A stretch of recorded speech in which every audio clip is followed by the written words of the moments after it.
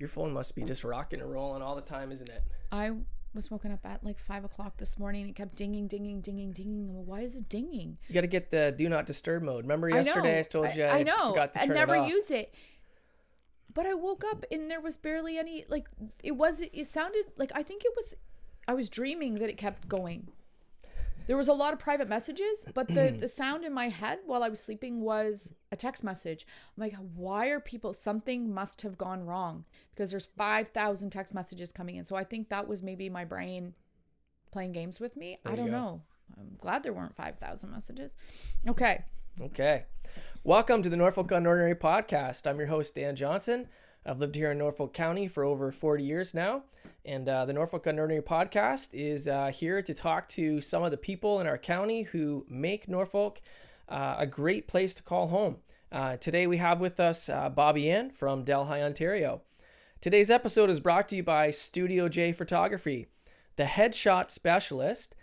Jay does great work here in Port Dover. In fact, my neighbor, lives down the street, and recently him and I did a little photo shoot together for a project I'm working on. Needed a few shots done, and we went down to the Lynn Valley Trail here in town, and Jay did a great job. He's very creative.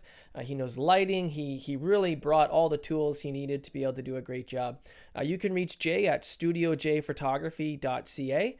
And I encourage you to check him out. Thanks, Jay, for helping even with our studio setup and design. If you like what you see here today, maybe Jay can start a little side hustle. So Bobbi-Ann, welcome to the show. Welcome to the home, and great to have you here today. Thank you. I'd like to say that Jay has a great smile too. Yeah, Jay. Yeah, he's a handsome man. He is a handsome guy. Handsome man. Yeah. Handsome man. Yeah, he sure is. He's a great guy. So welcome. Thank you. Bobbi, I was trying to think of when did we first meet? And so a few years back when I had the idea for this podcast, the idea was to connect with people in our community who I have known growing up, but not really known. I've seen them out. I know what they've done in contributing in the foundational things and keeping our programs or activities going. But as you get older in life, you start to sort of realize there's so many more people like that in all the different categories of life. Boards and businesses and volunteer associations and healthcare and you name it, there's people all over everywhere that do these behind the scenes sort of things. Not that they're all like no one knows about them, but when you're a kid growing up, you have no concept of the amount and the scale of things and the people that are doing it.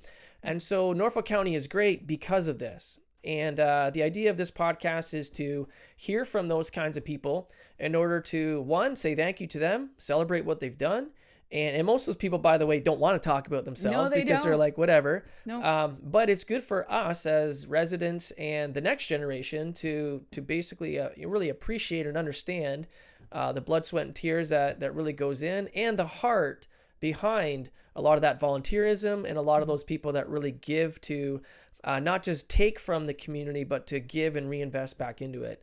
And so at some point along the way, when we first started the podcast, I reached out to about 30 or 40 people and said, hey, would you be willing to, if I did this podcast, would you be willing to come on? And you were on the list. And back then I hadn't ever met you before. In fact, very much from afar. I'd sort of heard about you and I was like, that seems like the kind of person that would fit for this. But you were mentioning, like, I think it was at the arena that you and I actually first even connected, and it wasn't even that we met. So how was that? I think it was at the arena, and I think it was through Luke. My boy was playing hockey for the Sailors last year, and I remember going home and telling Carter about Luke, and I said, I know the family because I know Jill from a long time ago. And of course, we had indirect contact, but I can't remember what that indirect contact was. And we failed. If you reached out to ask me to come on the show a few years ago, we obviously failed in that, or I was too shy to come on the show. I don't think I had reached out to you. I think I had about 40 names on my list. And in my head, I was like, I'm not doing this. I'm not spending the time or investing in this unless I think there's and like the first 20 people said yes. So I think I just sort of stopped and said, well, I'm glad because the timing's impeccable. But I think that there was a connection. Whatever that was, whatever that initial contact was, I think we connected on so many levels. And, my family really felt that the Johnsons were a family who was inspiring our community. And I love the way you introduced this part of the podcast, because one of the questions that I always get when I go into classrooms, and I love classroom visits, because I can prove to young people that a representative doesn't have to be boring, right? So I love going into classrooms and inspiring them to look at politics, to look at government. But one of the things they always question me on, Bobbi-Ann, who's the most amazing person you've met? You've had to have met celebrities and sports stars and everything else. And of course I have. I've met Charles and Camilla 12 years ago. I've met a ton of sports celebrities, especially hockey players. But I always say to them, the most brilliant people, the most amazing people that I've met in my 25 years are the people right here in Haldimand, Norfolk. There are people who are doing things that we don't know about, and I learn about them every single week. And you're right. They don't want to come on a podcast. They don't want to talk about themselves. They're very, very humble people, and they roll up their sleeves and they get the job done. And I think this area is a shining star when it comes to volunteerism, when it comes to lending a hand, to people in your community. I talk to my colleagues at Queen's Park, and they don't have the same feel in their community. So I think that, the way you led this off is it just nails it. We have something special going on here. And I think that's why so many of us go, okay, you know what? I don't really have the time to do A, B, and C, but I am going to do it, because it's important to instill that in our young people so that they take over and they keep our communities vibrant as we get older and we become, too tired or feeble to do it. Yeah, awesome. 3 years ago, my family, we moved here to Port Dover, and man, it was just, I've lived in Port Rowan. Jill and I got married. We lived in Port Rowan for a few years, then Simcoe for a few years. Then I was out of into the GTA for a few years working with the charity, and then back into Waterford in 2015, and then moved here to Dover in 2021. I actually grew up, my first 5 years of my life, I lived on Nelson Street, going just before it turns into Radical, by the pump house. Yep. My parents, I don't know if they owned or rented it, but it was a little cottage there, right where Meisner's big place used to be there. And that's where I lived actually for 5 years. So I was sort of born at Norfolk General Hospital, right. But I have a few faint memories here in Port Dover. And moving now somewhat technically back into Port Dover later on in my life now, it's been a huge blessing being here in this community. And so having lived in a few of the different small towns around, there's so many common threads in our culture and in our values and in some of these just great things. And we want to chat a little bit about some of those things. And I think that you carry some of those values in what drives you and what you do. And what you do is what you do. It's not for all of us. And right. We need you, and we need all of us together, bringing the gifts, the skills, the abilities, the leadership that we have to give to the community the things that we have to give. And I think it's a beautiful symbiotic relationship when everyone doesn't compete with one another, but brings to the table what they have in decency and kindness, and the idea of your neighbor is who I'm here for, and bringing that, I think is It reminds me of something. So I paid tribute. One of the most beautiful things I've been afforded the opportunity to do over the past 2.5 years was pay tribute to Queen Elizabeth.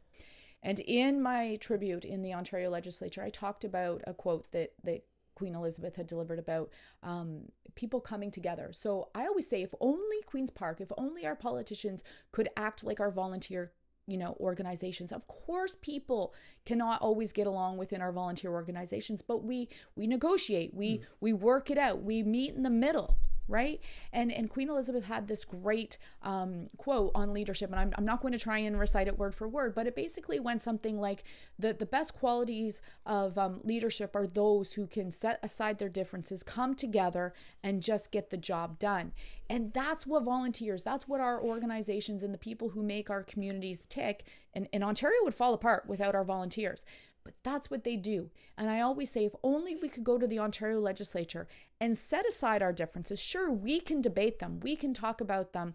But at the end of the day, instead of saying this is the way it's going to be and it's a win-lose situation, why don't we do this? Why don't we come towards the center? Why don't we meet in the middle? Because meeting in the middle is what gets the best results. And we see it. We see it in our small communities where people are coming together. I've heard of organizations where, Frank and Joe come and they have it all out at the meeting, but their ideas are meshed together and the most beautiful thing happens. And I think if we did politics like that, the world would be a greater place. So you were born in Delhi. Mm-hmm. You were born at a young age, like the rest of us.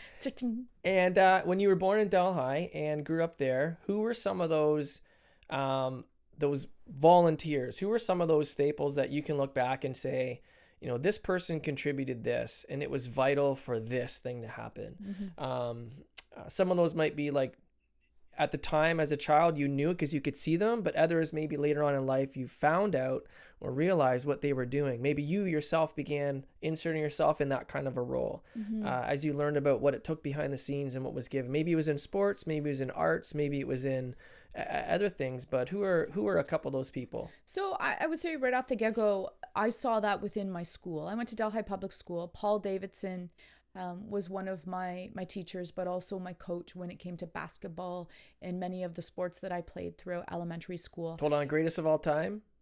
Pardon? Greatest of all time? Greatest basketball player of all time, please? Oh, greatest basketball player of all time? Is who? Oh, I can't choose one. Oh, Bobby, that's the wrong answer. It's Michael Jordan. Oh, okay. Yeah, okay. I don't know. I might have to challenge you on that later. No, back to what I didn't mean to interrupt you. Now that we have that settled, you can go. See, I didn't just give you the answer you wanted with Michael Jordan on the wall here. You knew that I was leading you to Michael Jordan? Okay. Yes. But Paul Davidson and many of the teachers, there were so many of them, Sandy DeGroot, Sandy Hill. Oh my goodness. I could give you a complete list of all those teachers who did more than teach, right? They were there for us after school. They were there for us before school. They made our little school very rich. They made the community wonderful. So that's where I first saw it. And then, of course, when I started playing hockey, I was 6 when I started playing hockey. You could see the volunteers within the arena, the executive. But as I grew older, I also saw other people. So I got involved with Big Brothers, Big Sisters, and I became a big at the time. Right. It wasn't a sister, I don't think. I think I was just a big. And to a child at Delhi Public School, and I used to go play floor hockey with them, and play because it was a boy-girl match. They said, well, Bobbi-Ann is a bit of a tomboy, and so we think she's a good match for this boy who likes to play sports and things like that. And I absolutely loved it. But I could also see, some of the folks who were involved with Big Brothers, Big Sisters, trying to make a difference in some kids' lives. So, Patty involved with Big Brothers and Big Sisters back then. I mean, the heart and soul she put into that program was just unbelievable. And there's so many. I look at those today, Ruth Brown, who runs the food bank in Delhi, the time and energy her team puts into ensuring that the food is sourced, the shelves are stocked, everything is organized when people line up on Thursdays. All of these people do it without any expectation that they're going to be acknowledged or appreciated. So, I think growing up, that's a hard one because you don't really recognize it as you're growing up. You see all these great people and you love them, right? But I don't think it's until you're older that you start reflecting on really what these people contribute to your community. I remember, I can't remember if I think I was done high school. It was when I used to teach high school. And so in my first couple of years of teaching, I think what had entered into the public school system that wasn't there when I graduated was this idea of like mandatory volunteer hours to graduate high school, get your diploma.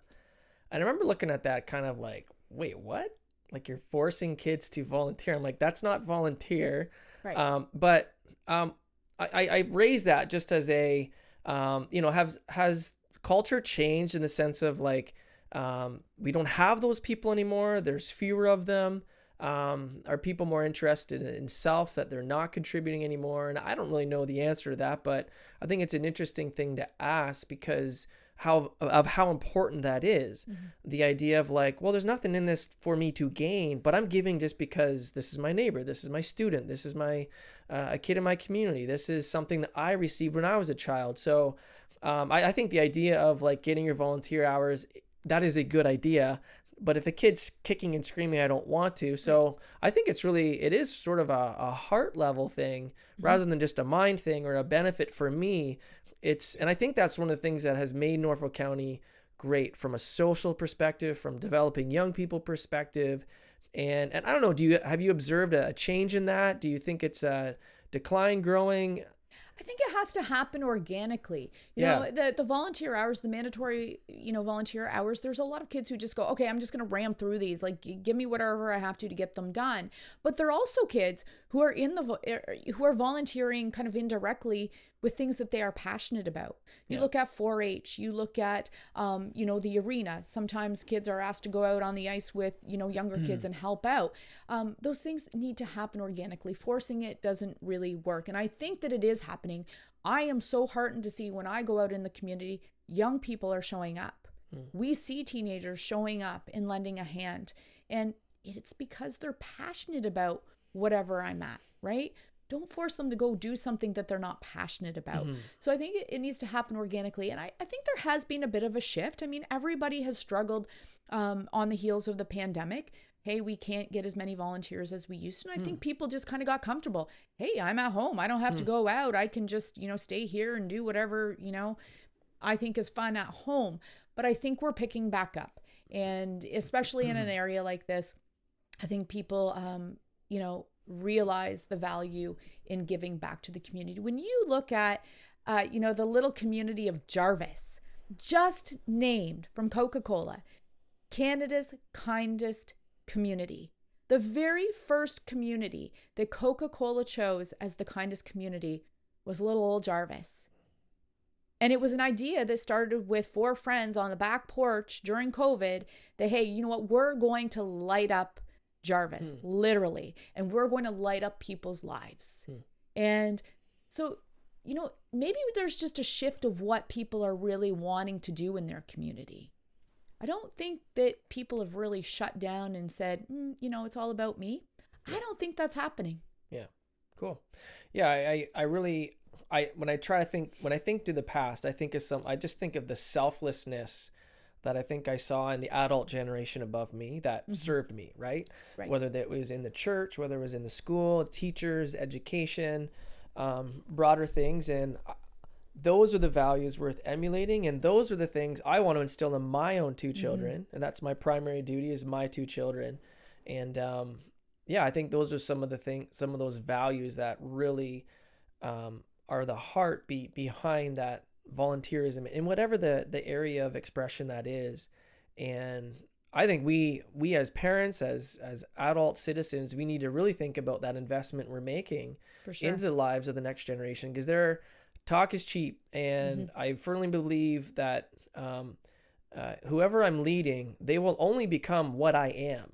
It doesn't matter what I say. They will ultimately follow your footsteps, because eventually they get older and they move on and you move out of their life. And so to me, that's important to model it from the heart. I desire to be here, and I love you kids, and I love this thing. I believe in it, and I want to help you develop or grow your skills in it. And that was my experience as a kid, everywhere from the adults above me. And it just really makes Norfolk County amazing. And I'm scared that we're going to lose that one day. Well, there are ways we can lose that, and that's why I push to retain and maintain our small town identity, because I think that's what keeps people close knit. And let's be honest. I mean, things have changed. I think the family unit is much different than it was when you and I were growing up, and both parents largely are out there working. There are, moms who are working long, just as long of hours as dads did when we were growing up. And it's a struggle sometimes. You're told, keep your kids involved in, activities so that they stay out of trouble. But, busting home from work and getting the kids fed and then getting them back out on the road, sometimes some people are just like, man, I can't fit anything else in my life.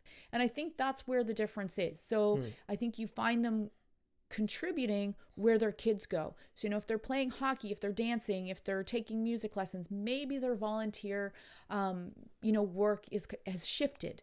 So it's now following their kids rather than what were the pillars of the community that we knew when we were growing up, if that makes sense. Absolutely. Yeah. Cool. I remember Bob Dufresne was a grade 8 teacher that I had. I can think of several teachers, coaches along the way. And man, I just so appreciate, as a young child, being able to see that and see the heart and the skills being brought together and caring. Fantastic. And it's great now as an adult and with children and coaching and things like that. It's really great. It's a great way for me to spend the time in my life as well. There's so many certain hobbies and interests, and we live in a culture where there's everything imaginable you want to do, you can go and do. That's right. And you could spend your entire life just on yourself. But working with others and coaching or working on a project together in the community, like, it really is fun. It's life-giving. And I think it helps our spiritual life, our physical life, our emotional life, like working with others and building in the lives of other people rather than just stuff or accumulating material in our homes.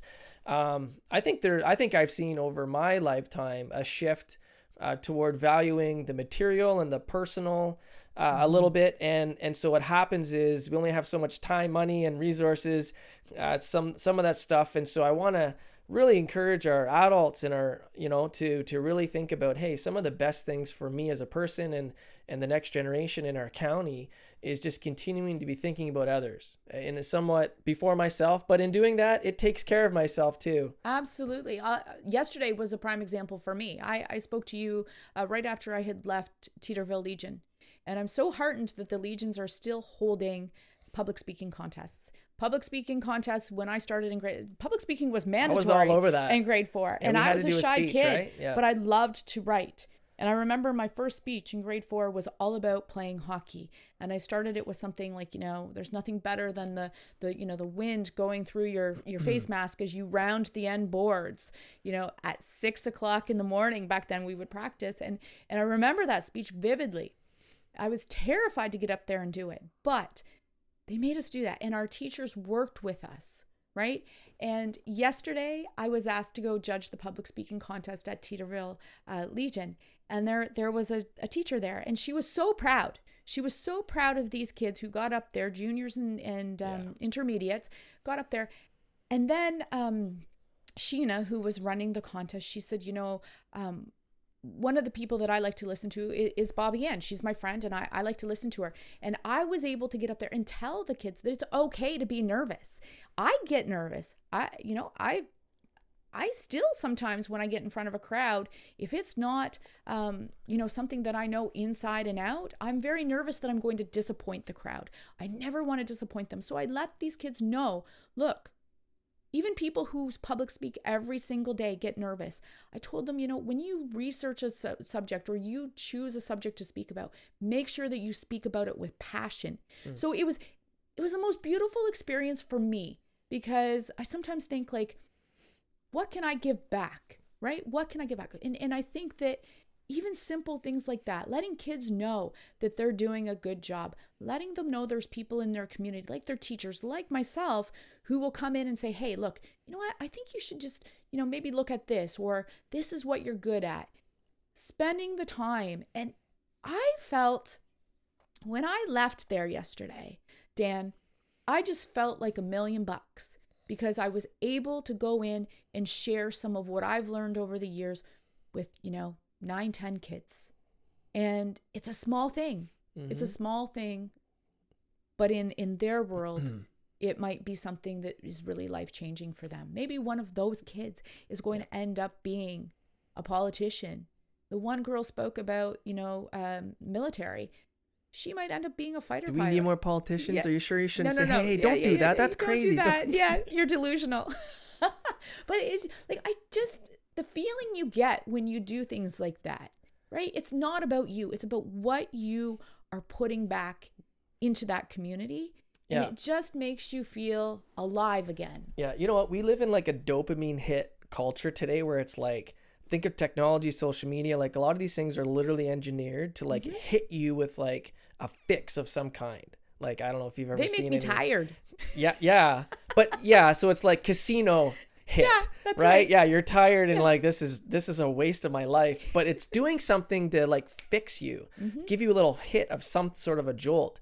You know, so many times coaching or whatever, I don't feel like going that day. Right. I've got stuff in my whatever, personal or whatever. And sometimes you have like legitimately serious things going on in your life, yet I've never driven home afterwards and been like, oh man, what a regret. I wish I didn't go, because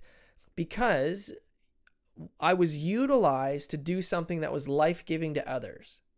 100%. And there is called a dopamine hit. There's a fix. There's something. And I think it's almost like as a human being, there's a lot more going on than just chemistry in your body when these sort of euphoric experiences happen. But just, it's an energizing thing. Absolutely. There's a fulfillment, a satisfaction. Not that it's satisfying the self or the fleshly desire for pleasure, but it's like you have taken from your life something you're good at, something you've developed, and you've given it to someone else. We inherently want to be a contributor. I firmly believe that. I firmly believe that everybody wants to contribute. And when you do, yeah, you feel amazing. And I think that is something that government has to work at, is incentivizing people to be contributors, because it's in them, but sometimes we have to just drag it out of them, right? And get them out there and doing something that they're passionate about. But you're right. It's just such a great feeling. And I think I've said this before. My kids will say to me, Mom, why do you do these things? Why do you stay up until 3 o'clock in the morning doing A, B, and C, and then get up at 5 or 6 and start all over again? It's because I'm contributing. I feel like I'm making a difference. And that's what I want to instill in them. I want them to one day, Carter to come home from school and coach a team at one of the local arenas and inspire young kids to love the game until they're 100 years old. I've always been of the mindset, do something to the point where you still love it. You don't want to be on the ice 7 days a week if when Monday starts all over again, then all of a sudden you're saying, hey, I don't want to go, right? Always play enough. Always do something that it still lights that fire under you. It still keeps you passionate about it. And so it's important that as adults, we show our kids the way. We show them that that there's good feelings that come out of giving back to the community. Leave your phone at home and don't take that dopamine hit from your phone. Take it from giving back at the arena or the library or whatever lights your fire. Now, when I think about this, okay, if I was to hear this challenge, think, okay, what could I do? I think another challenge is we live in such a culture where we compare ourselves with others, and there's always the super exceptional people out there, and they're probably head coaching your team, or they're probably the president of this or the chairman of that. And we can often look at those kinds of people and say, well, what am I going to do? Like, what could I ever do? Look, they're doing it, and woe is me. And it's like, no, like on a scale, people are gifted in different ways. People have developed different skills. Some people are extroverted, some people are introverted. Whatever it is, there isn't an organization out there that wouldn't be able to take, if you were to offer yourself, they would find something. And but yeah, there's several things that sort of can pull people back. And some of it's just laziness, some of it's poor stewardship of their time, some of it's legitimate things in life going on. But oftentimes it could be you're just really living a life for yourself, and you're neglecting, the very things that helped to develop me as a person. What am I doing to really put that back in? And that is like just something I think that is worth thinking about, and saying there's really no excuse, because if I look in the mirror, there's something I can bring, and it doesn't matter whatever anyone else would bring. And don't look at the weaknesses that I have and compare them to someone's strengths. Just say, well, here's something I am good at, and I'm going to give it and see what happens to it. We're all afraid to fail. Right. Yeah. And we have to get over that. And I find that within our community groups, people they don't go because of exactly what you said. Oh, I don't really have anything to contribute. They don't recognize their own self-worth. And so you've got to get them there. And then you've got to say, hey, you know what, Susie? I think you're really good at this. Mm-hmm. Can you try this? But you got to get them there. But I think people really underestimate how good they are at certain things, and everybody has their thing. Yeah. And you just got to get them there. There was something else that I wanted to talk about, but it's escaped me now. But if we can just get them there, they will be a contributor. Yeah. There's a woman recently that I was interacting with, probably spent 100 emails back and forth, had to get a vulnerable sector check for something. And anyway, all that to say, and then I had to get fingerprinted because my name is a common name, and I was just done with this thing. Yeah. Yet this woman, she was amazing because she's gifted in like administration. Like she was not going to stop. She was not going to let me get off, like one dog with a bone. But when I look at that organization she was working with, I'm like, there's a bunch of other people there that they would not be pursuing this the way she is. Right. But all these things you could say, well, that's not as important as that. But no, it's all important. If all these tasks need to get done, some of the roles might be maybe more high profile or have a different, but insert yourself with your skills and your abilities, and there's something for you to do. I know what I wanted to say. I wanted to say the social media is exacerbating those feelings of I'm not adequate. I don't have anything to, put out there.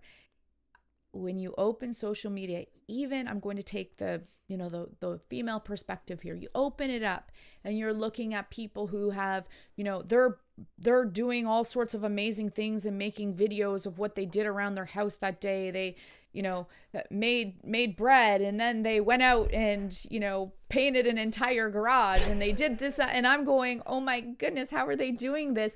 And social media has created this false narrative, or this false, vision of what we're supposed to be functioning at. And I think that we'd be better off without it. It can be used in a positive way, but I really do think that people are starting to, feel inadequate.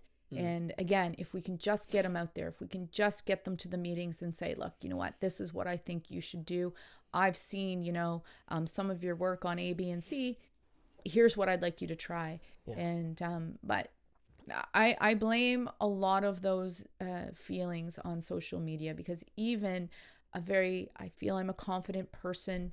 I feel that, for the most part, I have, things together on a daily basis. But when I open my Instagram account sometimes, Dan, I'm going, oh my goodness. Like, we start comparing. Just don't add up. Yeah. You know what? There's a really cool illustration. As a Christian, as a pastor, there's all kinds of like really cool biblical illustrations about life and principles and stuff. But one of them is like it paints the picture of the church as like a body, like a one body. Right. And so if there's 300 people in the church, there's 300 parts of one. Right. And so it's just, and the point is unity is the goal and things like that, like to be like-minded, but functionally on the day-to-day level, the idea there is that if you're the nose, you're not the toe. Right. And a toe can't do what the nose can do, and the nose can't do what a toe can do. But if you had a toe and not a nose, well, the body now can't smell. Right. And if you have a nose and not a toe, well, then you're going to limp when you run. Right. And so the idea is like the toe doesn't look at the nose and say, well, I'm not a nose, so there's no point in being a toe. Right. Just like the heart surgeon's not a brain surgeon, and the brain surgeon's not a heart surgeon. Right. Yeah. So I can't coach basketball, but I can administrate vulnerable sector checks for this organization, right? Or whatever it is. Yep. And so there's a beautiful picture there about the church. And so like as a pastor, like I'm constantly encouraging people to be more confident in what they can bring, and not to be looking over there or looking at the pastor and say, well, the pastor can do it. It's like, no. Pastor's role is to equip the people to then go and serve and love God and love your neighbor. And I always remind people too that we all have our struggles. So you might be looking at that person that you think can do it all. And my goodness, behind closed doors, they, they might be unraveling. They may not be keeping it together. Yeah. And I always tell people that everybody has their struggles. Everybody has, the things that they're grappling with at home, in their professional life, in their personal life. And it's not always what we perceive, right? Our perception sometimes is very, very skewed just because of our own insecurities. Yeah. And even the pursuits of what we're talking about, volunteerism, we're talking about the structures within our culture and our community that actually make, some of the services that we utilize. But when I think about it, there's also the one anothering aspect of being a human being, and that, for example, from the Bible, it's like the idea of rejoicing with those who rejoice and weeping with those who weep, taking care of widows and orphans in their time of distress. It's not just that I have some skill that I bring to coaching or structuring a business or working on a board or something like that.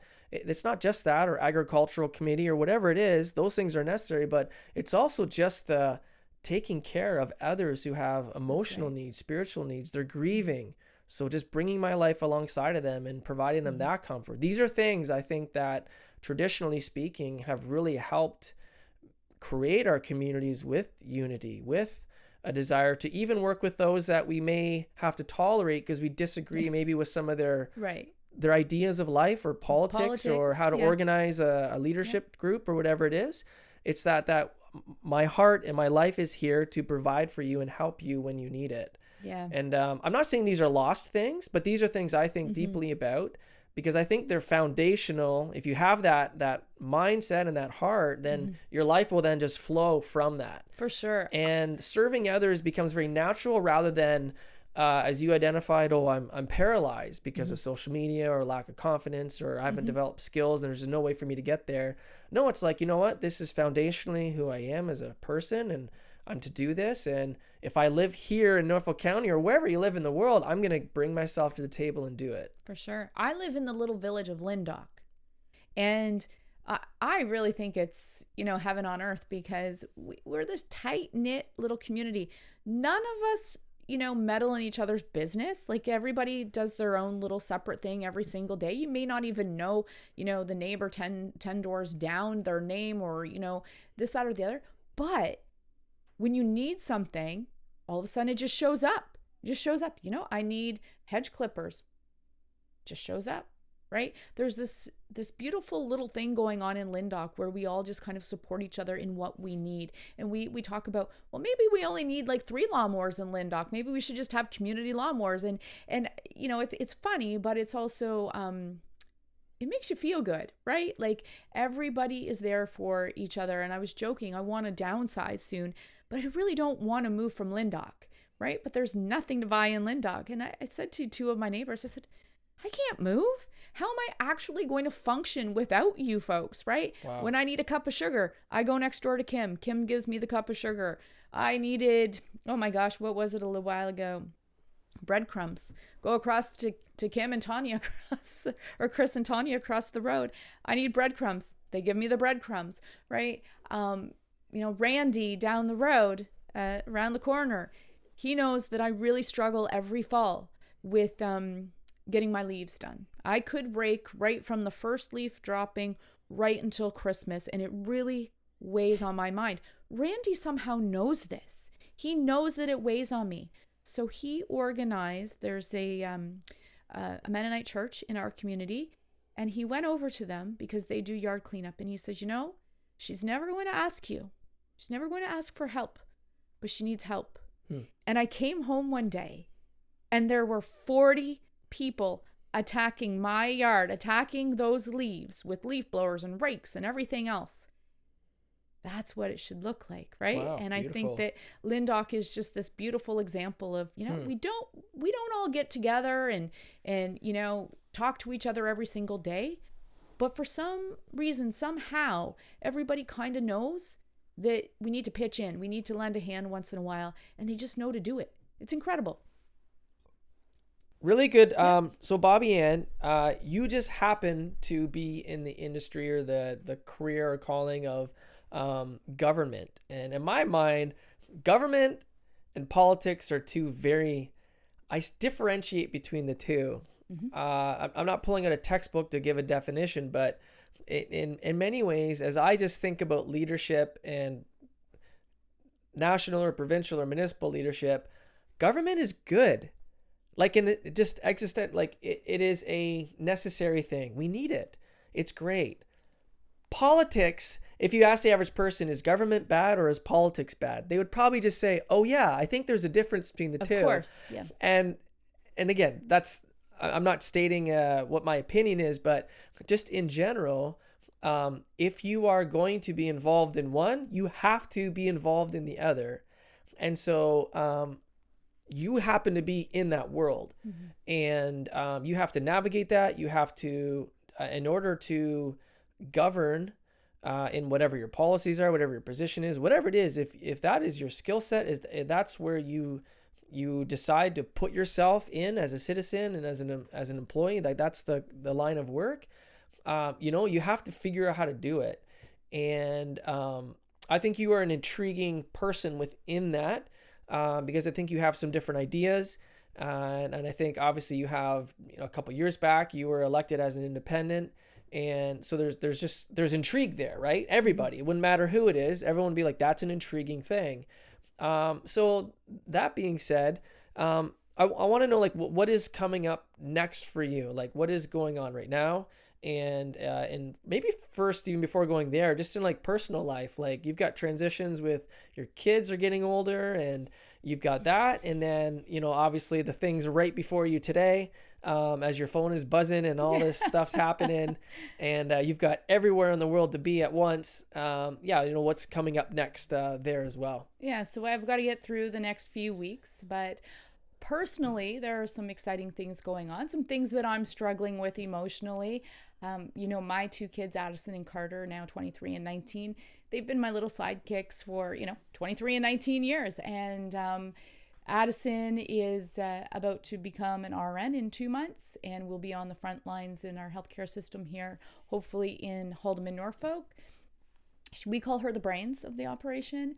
Carter is the brawn, my 19-year-old, who is going to be headed off to Ohio to a private university in the fall on an NCAA hockey scholarship. And so we're very, very proud, but it's going to be life-changing. And, I don't have a whole lot of time to spare in this world with the job that I do, because I put my heart and soul into representing the people of Haldimand, Norfolk. But the time, well spent over 23 and 19 years has been with my kids, and all of a sudden they've got their own little lives going on, and they don't need mom so much. And with Carter moving 5 hours away, he's not going to be in the passenger seat as I drive places, and that's going to be life-changing for me. I've got to figure out how I actually deal with that.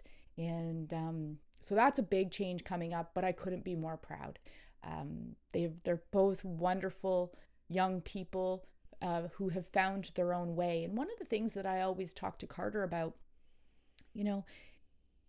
his friends, a lot of them have been very successful leaving high school, going out into the trades, electricians, bricklayers, things like that. And they're all wonderful young human beings who are doing their thing. And it was never Carter's thing. A lot of folks were saying to him, Carter, go get a trade. And Carter's like, I don't want to get a trade. I really envy those who are doing that. I envy my friends who are doing that, but it's not what I want to do. And I kept telling him, find your own path, right? Don't be put into a box. You don't have to go get a trade. It would be great, but you don't have to do that. But find that thing that makes you passionate. And he has. And that comes from, his season, I think, this year in St. George, where he's been able to play some amazing hockey with some fantastic young men who have become very quickly some of his very best friends. And so very happy for both of them, but them spreading their wings, them leaving the nest is going to leave mom in a little bit of an interesting situation. And I'm sure I'll figure it out, but it's kind of that double-edged sword. Professionally, I got to get through the next few weeks, and I am very determined that I will return to Queen's Park so that Haldimand, Norfolk will get the very best, honest, genuine representation that it has grown accustomed to over the two and a half years that I've been representing the people here. And down the road, I'm hoping that I truly inspire political parties to get rid of this idea that there is a monopoly on people. There's a monopoly on a good idea. What we did here in 2022 was bold and it was courageous. And I keep saying to people, courage can be contagious.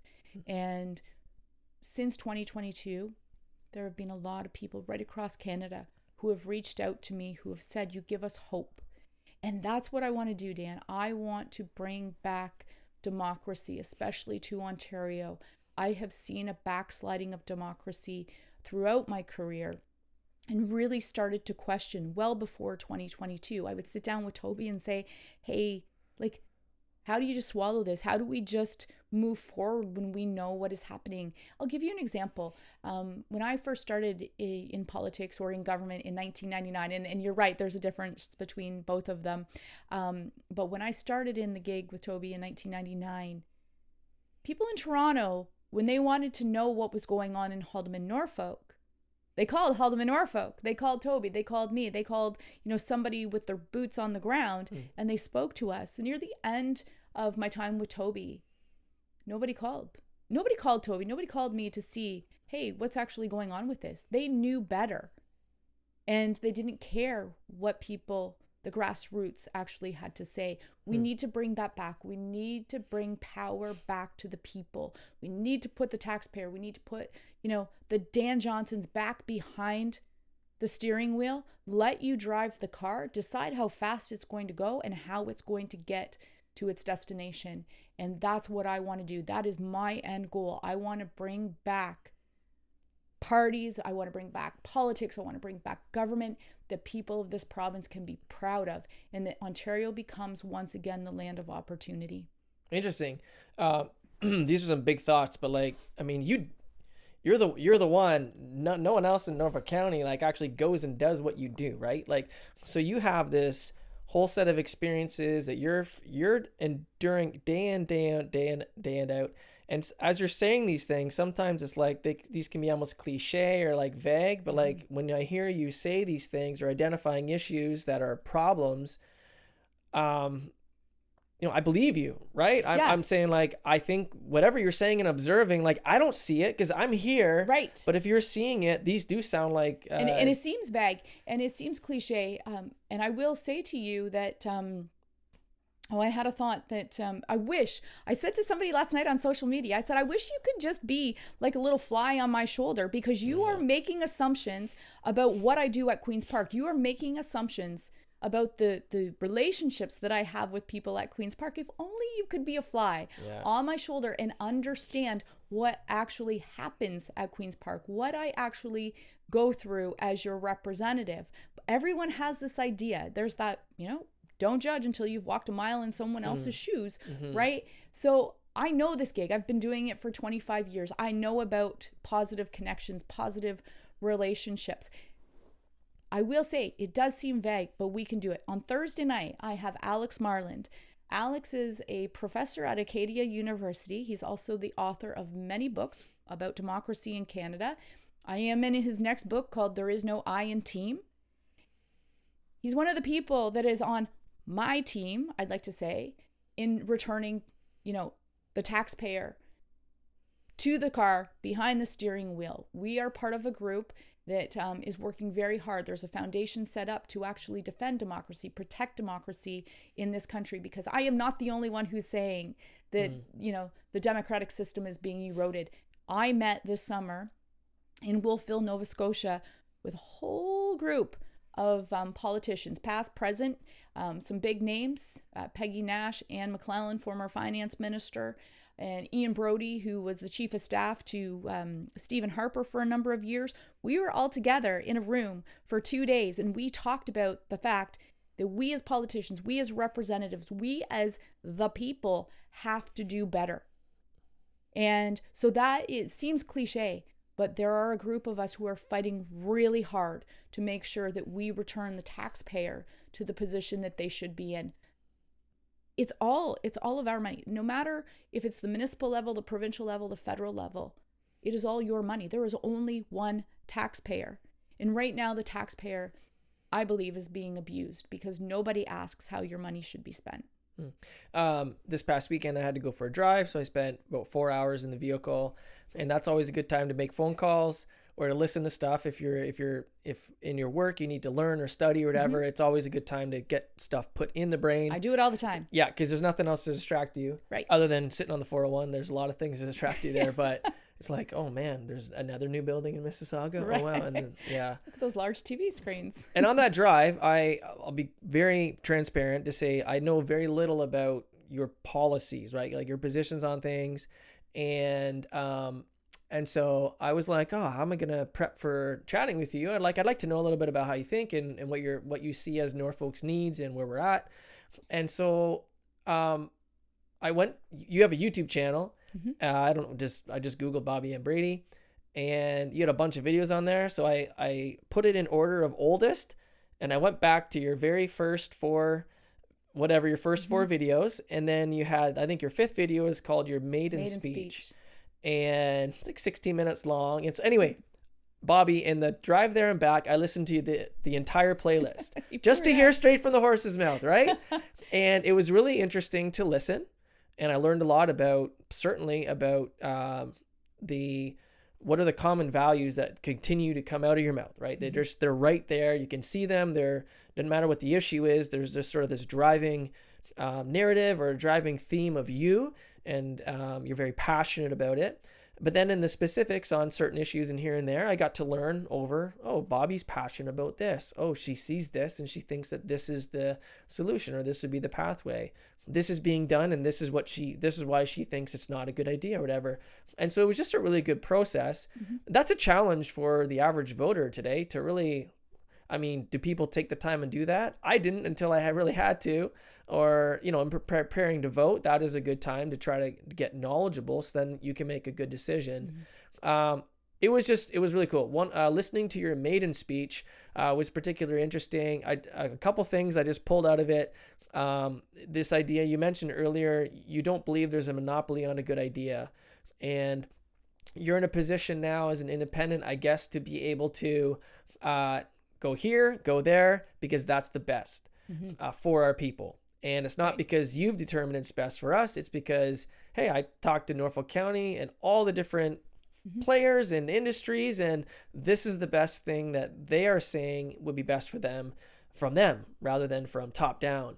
Right. And I heard that as a recurring theme as I heard your different talking on this issue or that issue. Does that sound like a good overview of you and how you think through these things? And absolutely, it goes back to what you were saying about how government and politics are different. Oof. Government needs what government should do is be there in a time of need, right? Shouldn't get in your way, but they need to be there in a time of need. Right now, what we are seeing is government and politics blending into one another. So many of the decisions being made in government are all about political posturing. Right. The current election has nothing to do with a clear mandate. I won't get into that because we're that'd be a big digression. That'd be a huge digression. But that's where we're at. And that is hampering the politics blurred with government is hampering how the taxpayer is being treated. It's hampering the absolute best thing that could happen for any particular riding. That's right. And so my idea about a no monopoly on a good idea, I have seen private members' bills come through the Ontario legislature. John Van Toth from the NDP, he fights for the preservation of productive land in Ontario as passionately as I do. Turned down from a government that says they support rural Ontario. I've brought forward legislation on saving Ontario's most productive farmland. They said, we already have the tools in the toolbox to do that. Well, if you don't open the toolbox, you can't use the tools, right? Stephen Blythe, Liberal member, brought forward a private member's bill to give a hand up to parents who sign their kids up for hockey, dance, music lessons, any extracurricular activity. A tax credit like that, Dan, is a conservative idea. But because it was brought forward by a Liberal member, it's a bad idea. It's a bad idea. Right. Yeah. Stephanie Bowman, another Liberal member, she was a banker, brilliant woman, knows her numbers, very probably fiscally conservative minded, right? But she's in the Liberal Party. She brought forward a small business tax cut bill. That is extremely conservative. Small business, tax cuts, two buzzwords that conservatives have used over and over for years. Voted down because it wasn't their idea. We have to move away from that. We have to allow for free votes. We have to allow for the Bobbi-Ann Bradys of the world who say, you know what? that there is good for my riding. Therefore, I'm going to vote for that no matter which party you're sitting in. Yeah. That's the beauty that we have in our independence. I don't have to say, oh man, this is tough because I really want to vote for that, but I'm being told by my party I can't. Mm-hmm. I'm never in that position, ever. And it's extremely liberating. So we've got to get rid of this whole monopoly on a good idea, because once we do that, then the taxpayer is far better served. Cool. I want to just sort of wrap up our conversation here today, and I wish you all the best. Whether you win an election or don't win an election, you live in the political world where like that's the reality of like your livelihood and your living, and like that's for me that's an interesting thing to think about. Mm-hmm. That's a challenge, and I wish you all the best. I wish anybody who wants to represent us as Norfolk County the best, because we want the best representation. We want someone that thinks, as you just articulated, the way you approach government, and then my role as a politician in government. I think that's good. I think it sounds like the right way to approach it. I think that's a good thing, regardless of what your policies are. And I think there's policies that even within a party, there's some policies I like and don't like. Mm-hmm. But the fact that you're approaching it with that philosophy in mind of this is the way I will consistently be, because what comes before my ideas or my party's ideas is like, this is what I think is best for the people, and this is what the people voted for. If they voted for me, they voted for my policies, so I'm going to represent those policies no matter what. And I'm not going to back down, and and so I wish you all the best. Thank you. And I would also encourage you, I mean, I've been through difficult leadership sort of environments, right? I've seen it all. I'm 43 this year, and I've been in enough leadership now to see like sometimes you just go through the grinder. And yes. And so like integrity, not using the word in the sense of like the character, but like almost more like the tenacity, the determination, the conviction, this is right in principle. I'm not going to cave, win or lose, even whatever happens to me personally, my reputation, slander, whatever comes with that whole package of leadership. If you're in politics, it comes with it. You can't avoid it. That's right. I wish you all the best to be able to continue to be who you are in the character side of things, showing grace, showing humility, showing patience, because you live in a world where those virtues are not appreciated, and those are weak things. Like I don't understand how you could even survive as a politician being nice, right, being humble, being generous, being truthful, being honest. And so I wish you all the best that you can do it. Yeah. Those things become a threat. That is why I'm viewed as a threat to a particular political party right now. Yeah. Because they don't like the fact that I'm not falling into line. I'm not interested in special interest. Yeah. And so you've hit the nail on the head on what integrity really means to me as a person representing Haldimand, Norfolk. Staying true to my roots, staying true to the reason that I did this in 2022 is so very important to me.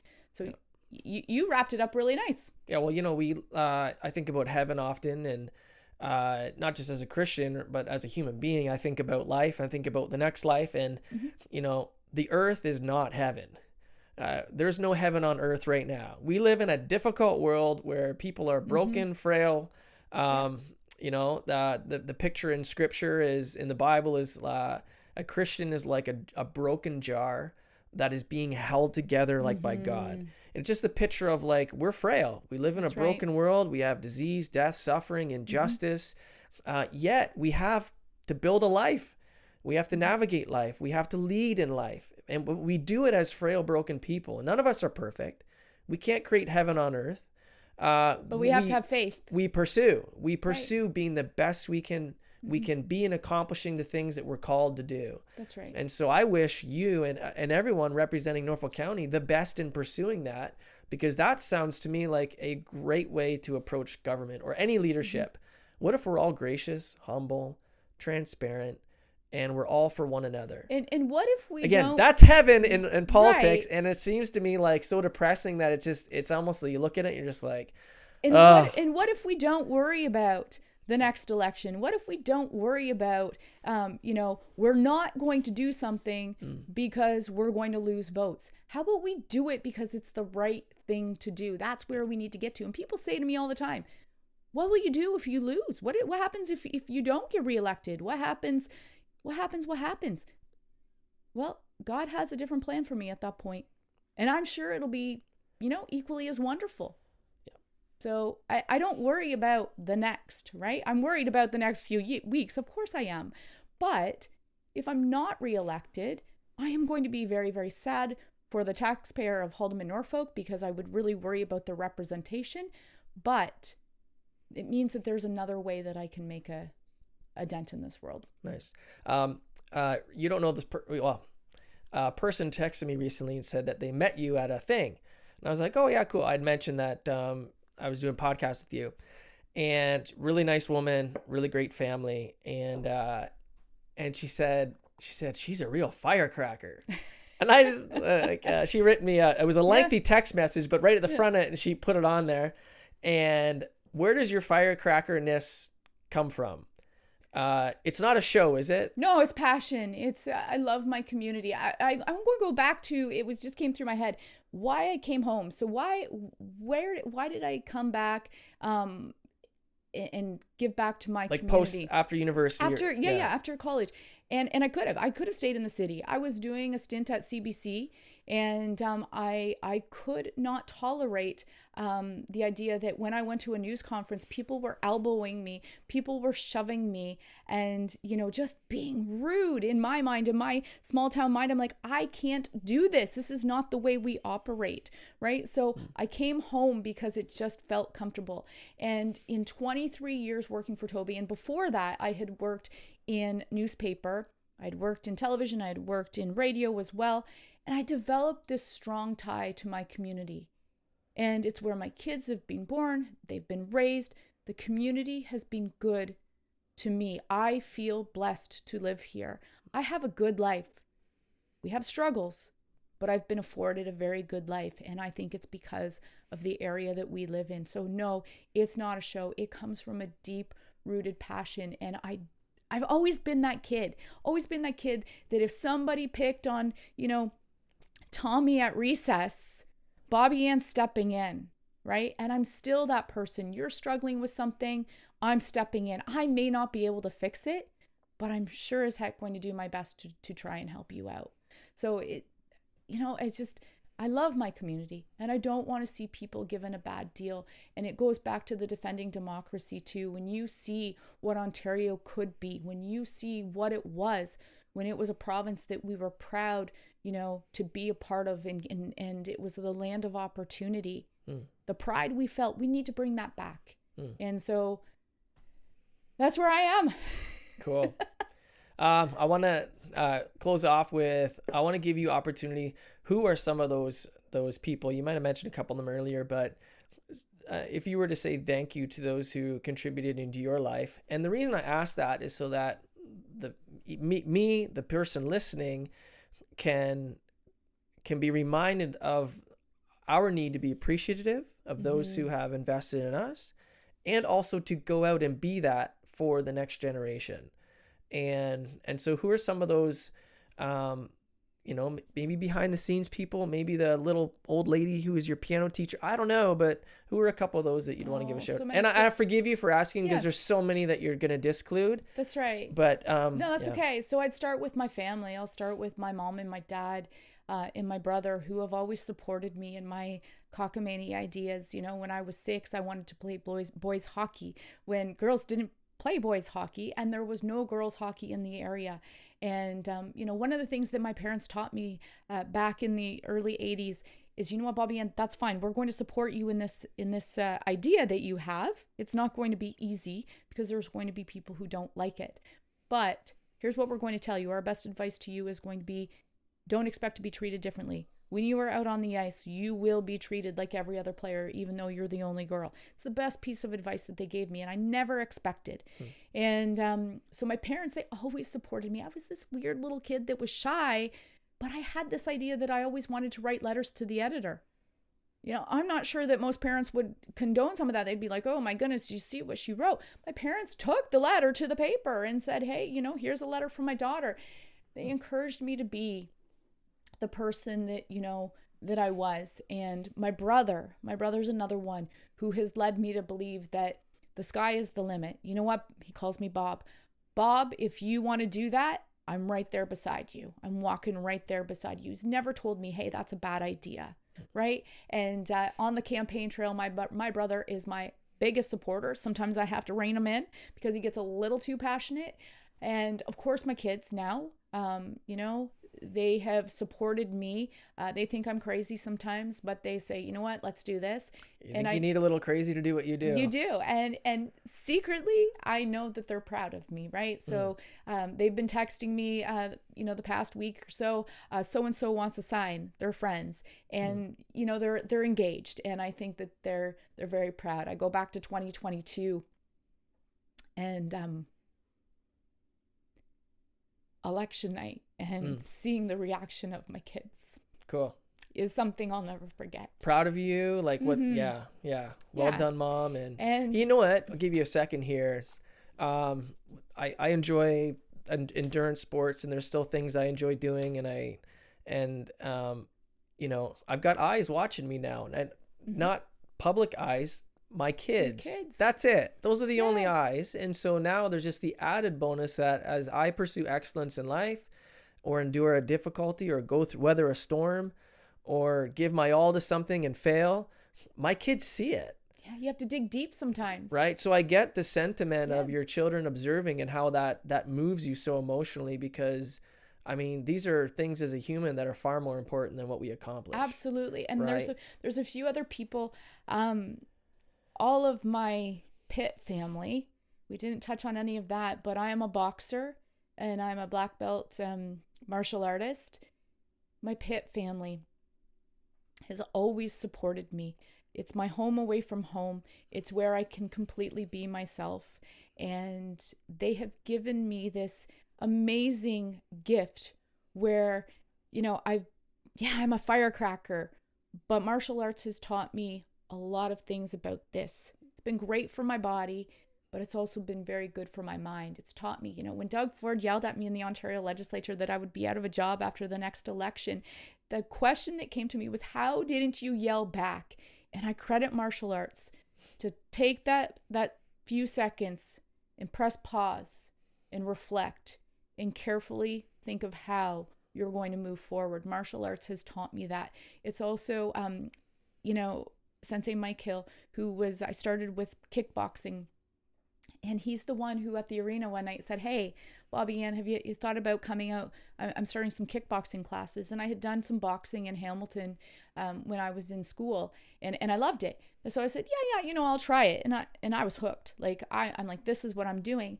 And Mike Hill and Dennis Gurney and Greg Rockefeller, a bunch of these guys at the Pit, they have lifted me up.